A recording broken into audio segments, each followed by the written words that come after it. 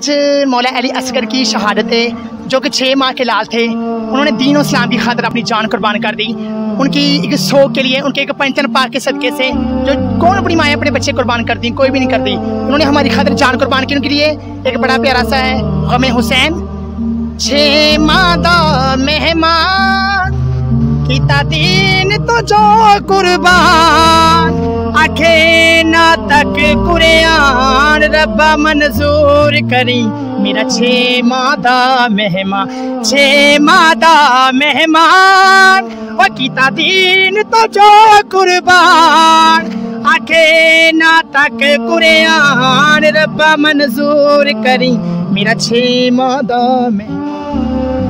गमे हुसैन के लिए आज शोदा अली असगर की शहादत है 5 शक मुहर्रम है। तो उनकी गम के लिए, उनके गमे हुसैन के लिए तमाम पाकिस्तान को मेरी तरफ से और मियां अब्बाई आबद की तरफ से, न्यूज़ वालों की तरफ से जाली मदद।